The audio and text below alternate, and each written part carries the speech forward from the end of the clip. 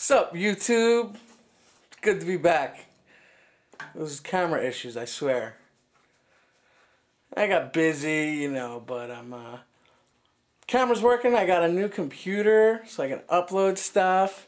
I know I'm gonna get comments about my head being so close to the camera, but send me some comments, any videos you guys want. Alright, so I know everybody wants Chop's videos. That will be the next one. But right off the bat, I've been teaching a lot.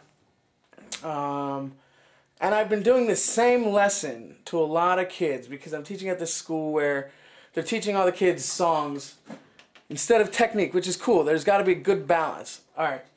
But, so the main thing I'm teaching these kids is like just a couple simple things to go from just, you don't want to just play the beat.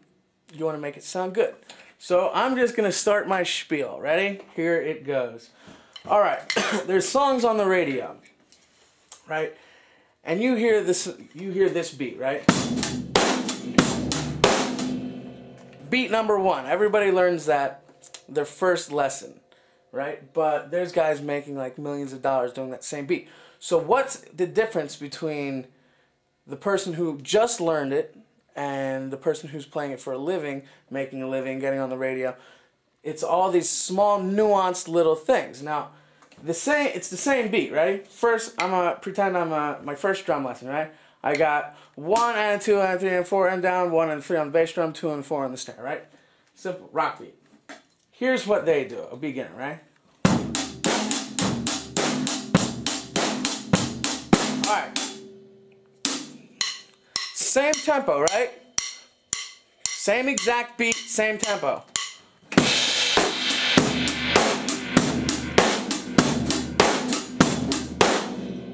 Original beat. Different. So what is the difference? That is the goal. This might be the most important lesson I give on YouTube. So, the difference is how you hit the instruments. Alright? So, right off the bat, hi-hat. Alright? If I were to talk like this, nobody would listen to me. Because it's boring. Nobody wants to hear this. Right? There's no momentum. If you were getting a private lesson to me, I would do this example much longer. But monotone, right? You don't speak like that. You don't want to hear somebody like that.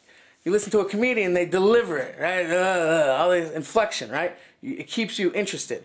Music is supposed to travel, right? So you gotta get this momentum going. If it's this, can't dance to it, there's no groove, there's no momentum. You've stated everything.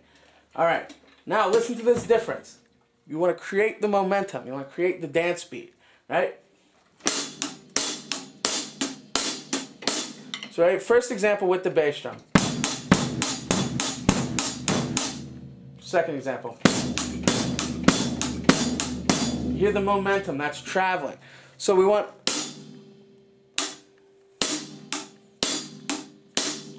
Now there's a million lessons on technique, up, down, stroke, all that stuff. Just practice it a lot and you're going to naturally correct yourself, get a metronome. Okay. So I'm hitting the cymbal on the side, right here, on the first stroke. Second stroke is tip of the stick on the top. Now, it's not the same every time, but generally, for this exercise, just go with that. Alright? You got to know consistency and intentionality. You want to know where and why you're hitting a certain part. You don't just want to just go, you know? So, intentionality. So,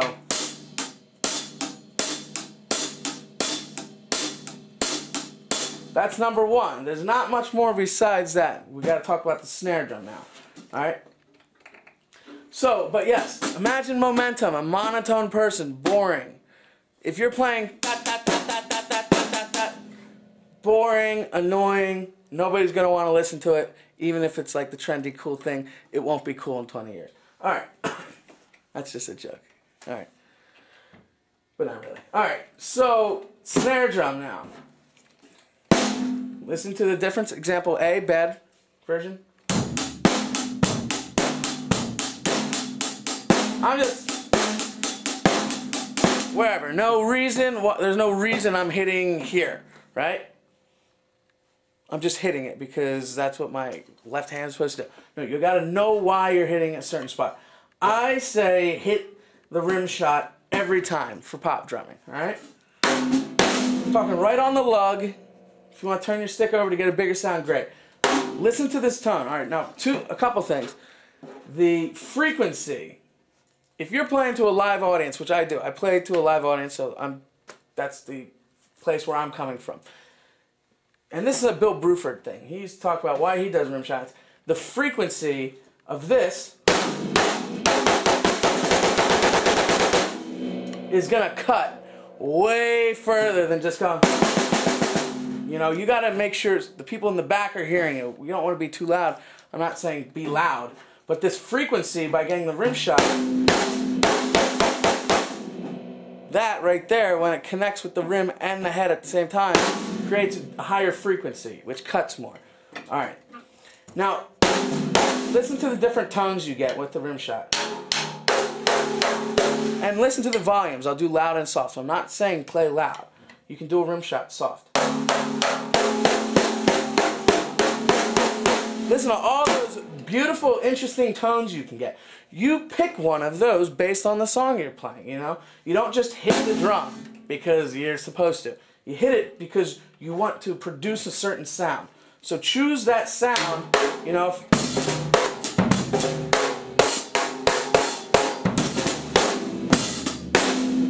There, right there, 75%, 80% in. Bad technique, sometimes I hold the stick right in my palm, that's bad, but I do it. But if you hit the stick all the way in there, that's like rifle. Alright, so we got this. Momentum.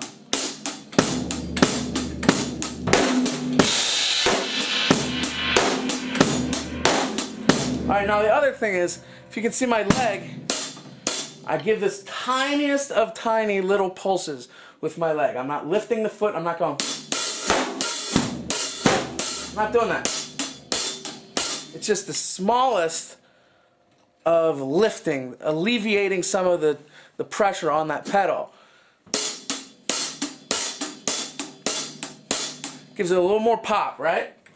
So we got the momentum with the dynamics. Loud, soft, loud, soft, loud, soft. We got the snare, rim, intentionality, right?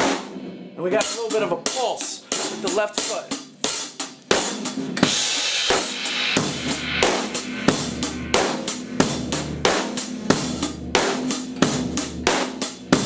And that's why they call it the money beat, is because it's simple, it's the first thing you learn, but you can get that better and better and better and better and better. Alright? Money beat, you know, it's all over the radio. There's nothing wrong. You practice that for a year, that's a great lesson to give yourself. Alright, looking forward to doing some more videos. Thanks.